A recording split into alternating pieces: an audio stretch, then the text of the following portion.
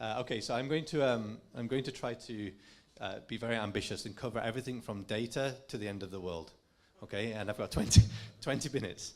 This is usually an hour's talk. As Lino said, I have two hats. The first hat is an academic hat. My background is in AI, and I run a master's program in UCL, the same department that DeepMind span out of.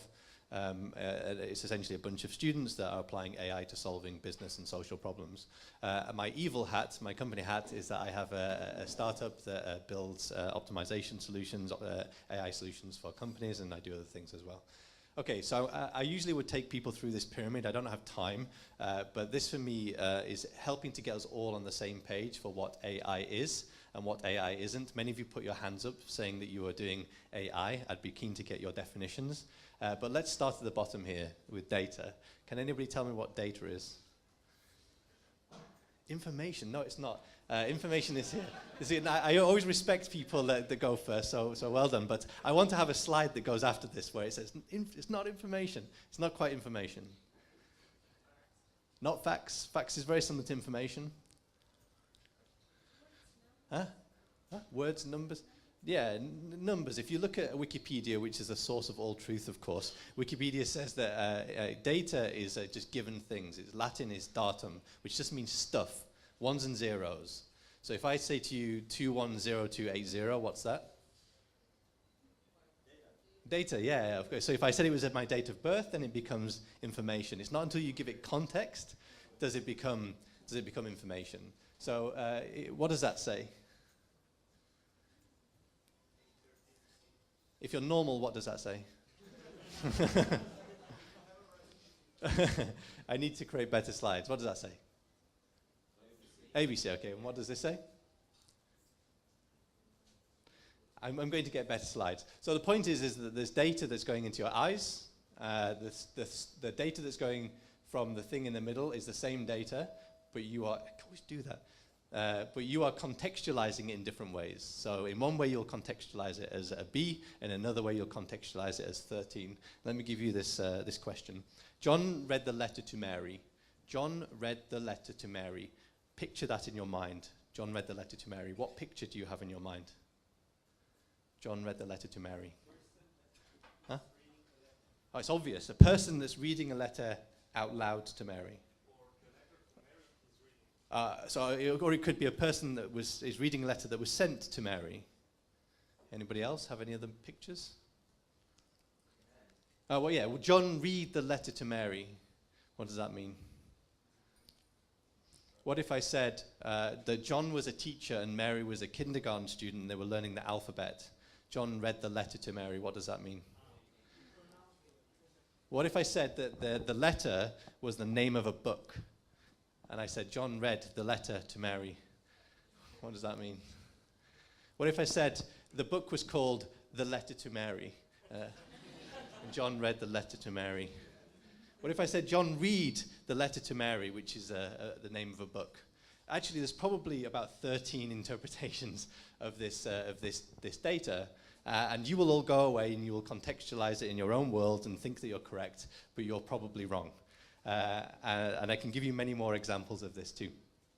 Okay, so ordinarily what I would do is I would take you through this pyramid to help you understand what data is, that it becomes information once you give it context, that once you kind of organize that information, find patterns in that information, does it become knowledge? So for example, we might use mathematics, statistics or visualization to find patterns in data, and that allows us to know things. It allows us to know that when the temperature outside increases, we sell more ice creams, because we see this in our graphs.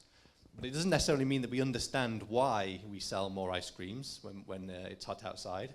So interpreting that knowledge, interpreting those patterns is very important. And it's something that humans are quite good at. It's something that computers are not very good at. They're starting to get better. But I would argue there's a big difference between knowledge and understanding. We can know things, but it doesn't mean that we necessarily understand them. One of the biggest challenges of building AI is ensuring that understanding, that interpretation of those patterns is correct, because bad things can happen. So once you understand something, then you can start to act upon it. So once I understand why we sell more ice creams, because when it's hot outside, I can now start to figure out how to leverage that understanding. Because let's say, for example, I told you that tomorrow was the hottest day ever. The hottest day ever. What will happen? According to my model, if I just looked at my model, my data, and my data said, when it's hot, I sell more ice creams, what will happen? I'd expect to sell a load of ice creams, right, according to my model. But what would really happen if it's really hot outside? No one will go outside because it's too hot, because you go outside and it's so hot you can't get to an ice cream fast enough to be able to cool yourself down. So at some point the model does this. And it's really important that we build this intelligence into our models. Anyway, so I would argue that this pyramid here is data-driven decision making. Okay, so if we can build systems that can get data, that can contextualize it, that puts it through models that we might have created, and then makes decisions based on those models, then I would argue that's data-driven decision-making. And the reason why I think people are getting very excited about AI is partly because they realize that humans are rubbish at making decisions. So let me give you an example. So imagine if I gave you all a questionnaire, and the questionnaire asked about how awesome this talk was, okay? And I asked all of you need to hold a pen in your mouth like this, okay? Okay?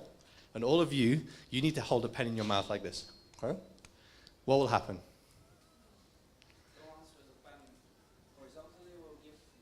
Yeah, that's right. So these people will be more positive than these people. Why? Yeah, because the shape of the muscles in your face. So if you change the shape of the muscles in your face, you'll make different decisions. You are rubbish. Let me give you another example. This was from, I think, Yale. So what I'm going to do is I'm going to interview you. Actually, no, I'm not. I'm going to ask you to go and interview somebody else, okay? But before you do, I'm going to, I've got my cup in my hand and I've got my clipboard, and I say, Clean, just hold that. What's your name? Lino. Where do you live? Sofia. And what do you do? Stuff. Fine. That wasn't a hard question, Lino. Go and interview this person, and then come back and tell me whether you would hire. No, you said that. It's fine. But you're going to go and interview this person. You're going to come back and tell me whether you would whether you would hire that person or not.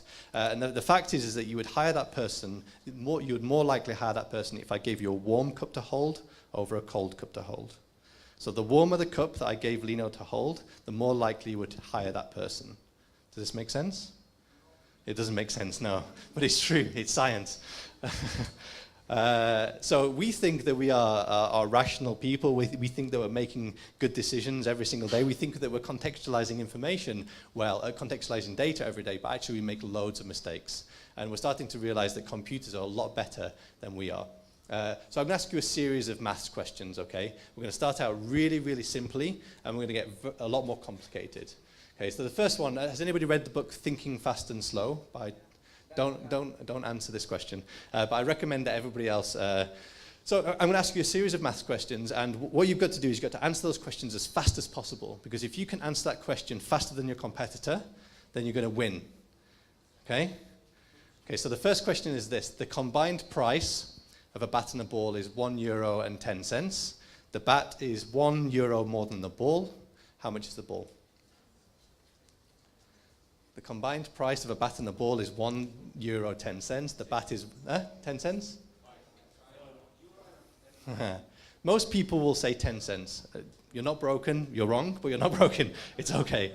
So the bat is €1.05, and the ball is 5 cents. That makes the bat $1 more than the ball.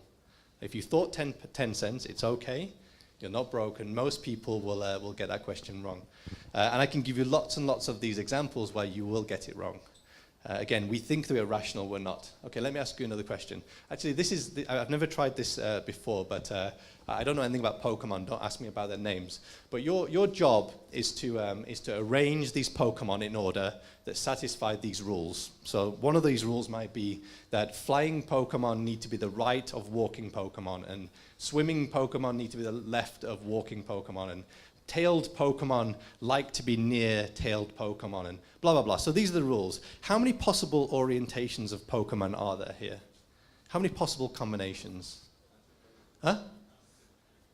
That would be 120 possible combinations. It's not too bad. You could probably sit down and after a few minutes probably come up with the right solution. Okay, I had 5 more Pokemon. How many possible combinations of Pokemon are there now? Yeah, so about 3.5 million possible orientations of Pokemon. So if I had another 5, how many possible combinations? So over 1 trillion possible orientations of Pokemon that you need to order in a way that maximizes these rules. So it satisfies the rules and also ensures that tails are next to tails and males are near females. And if you think that you can solve that problem better than a computer, you can't. 500 Pokemon? Okay, so that's the possible number of orientations. And by the way, this is the level of the complexity of the problems that exist in industry. We don't just deal with 5 or 10 things, we deal with thousands of things.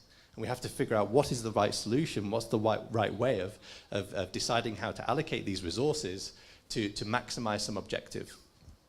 And so, just to let you know, that if I put an 8 here, that's the number of atoms that there are in the universe.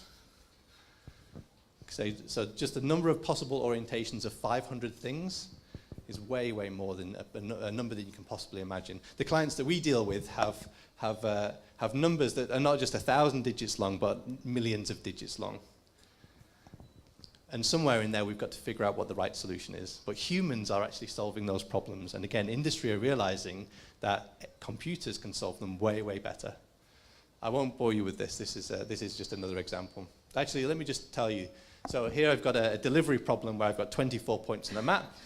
And I ask people, how long will it take a computer to come up with the best solution to route all of these, to deliver to all of these different possible points in the shortest path. 24 factorial, it would take a computer 20 billion years to come up with the best solution. Again, it's a decision problem, and we're not very good at solving these problems. So for me, this data-driven decision-making stack has these 3 components. It has the aggregation of data, and you've got to get it really quickly as well. It has the extraction of insights, and this is the world of the machine learning. So I suspect this is the world that most of you are in. You're using neural networks, and you're using these types of techniques to find complex patterns in data, patterns that humans are actually quite good at. So this is kind of where AI is. But the next step is once you've found those patterns, you need to start to make decisions based on your understanding of those patterns, and that's what's done quite badly in industry. Okay? And I would argue, actually, you need to have all of these three things, plus one other thing to be regarded as AI. I don't think that you can just stop here and call yourself an AI company.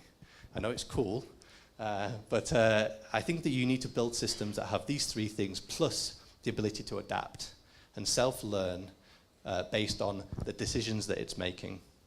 Okay, so the best definition of intelligence that I've ever found is this one, which is a goal-directed adaptive behavior. Goal-directed means you have to try and achieve a goal. You have to be maximizing the number of ice creams that you sell, or ensuring that all of your Pokemon are next to tailed Pokemon. You have to have a goal. Behavior is, can I allocate resources in a way to help me achieve that goal? So can I send my ice cream vans out to sell more ice creams? Can I allocate my people to achieve my objective? But the key and crucial word here is adaptive. If you don't have this part of your stack, then I would argue that you're not AI. If it's not self-learning, then I don't think that it's AI. What it is data-driven decision-making. That's cool, because there's a very, very good reason why you don't put these adaptive components inside your stack in production, because these things can go wrong, and they can start to make very, very bad decisions. So let me give you an example. Actually, no, you probably know the difference between symbolic and sub-symbolic AI. I won't bore you with this, but just so you know, this is a bumblebee brain. You know bumblebees, these things? Yeah. These bumblebees have 1 million neurons. They have a brain the size of the end of a needle. So we have 100 billion neurons. We can do quite complicated things. But bumblebees are incredible. They can fly around, they can navigate 3D worlds, they can see the same types of optical illusions that we do. They talk to each other. They're awesome. They don't deal with windows very well. They hit windows quite a lot. But if you can put the power of the brain of a bumblebee in a helicopter, that's more powerful than any machine vision system that we've ever built, and it could navigate the world and things like it might not be able to deal with Windows very well, but my PhD originally was to try to model the brain of a bumblebee, and this was 10 years ago. And 10 years ago, it was very hard to model 1 million neurons in a computer. But now, what we'd be able to do is model not just millions of neurons in a computer, but billions of neurons in a computer. And so, if this is the bounds of human endeavor, so if this is the bounds of all of our ability, this gray sphere, we can build systems that can outperform humans at very, very specific things, and we have been for decades. We've been building systems that can beat humans for very specific things for many years. But what we're doing now is we're able to build systems that can outperform humans at a range of things. So DeepMind is obviously a very famous company for this one. They're able to build a model, a brain, that can't just play one computer game very well, but can play a range of computer games very well. And this is a new idea. We weren't able to do this 10 years ago, but now because of compute and because of new technologies and things like that, we're able to build brains that can do a range of things extremely well. And there's a concern, which is over the next 10, 20, 50, 100 years, we will build a brain so smart that it can do everything better than us. And this is called the singularity. Has anybody heard of the singularity? So there will be a point, most likely, unless we kill ourselves before then, that we will build a brain that is smarter than us in every single possible way. And it will be the last invention that we ever need to create. If I modeled your brain, if I emulated your brain in a computer, your brain, that computer brain can think 1 million times faster than your brain. So imagine what could happen if you can think, let's say, think about what you can think about in one day. In one day, for your computer brain, is 20,000 years. So imagine what you could do if you could think for 20,000 years and also have access to all of human knowledge, have access to all of the knowledge on the internet. And this is something that concerns me. But before we build a superintelligence, we're going to be building systems. We're going to be building AI that makes stupid decisions. We're going to build these decision-making systems. They're going to make mistakes. And I guess here's an ethical question that many of you have heard of. It's called the trolley problem. Imagine you're in your autonomous vehicle. You're in your driverless car, and in front of you is a kid in the road. And to the right, you have 2 adults. And then to the left, you have a cliff. Okay, and you can't stop the car. The car can't stop. Which does it kill? The kid, the 2 adults, or you? Huh? Anybody? You? Okay, what if you had a kid in the car? Huh? 2 adults. What if one of the adults was your mum?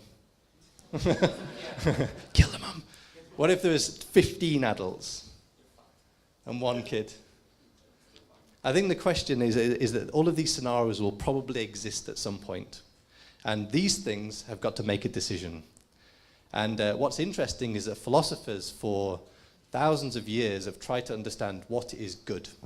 What is the right thing to do for humanity? What's the right decision? What's the right way of living that's the most beneficial for humanity?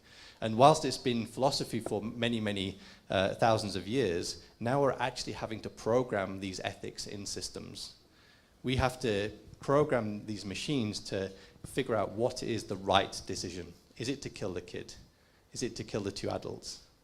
I heard a story that maybe one day we'll have an ethical setting in a car where we can decide whether we would prefer to kill kids over adults. Maybe that's the solution.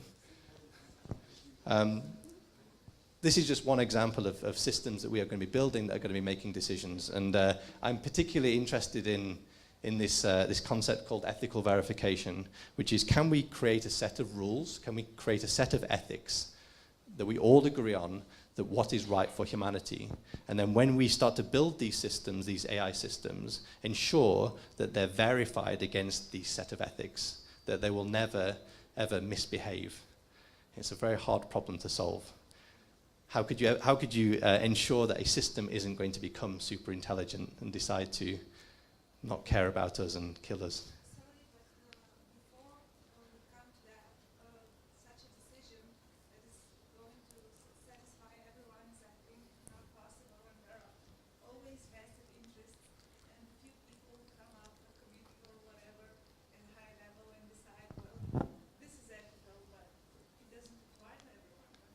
No, it doesn't apply for everybody. In fact, actually, what MIT are doing is you can go into MIT and look at the trolley problem, and they're trying to crowdsource the solution. So they're trying to get many, many people across the world to say what they would do in those different situations, which is quite interesting.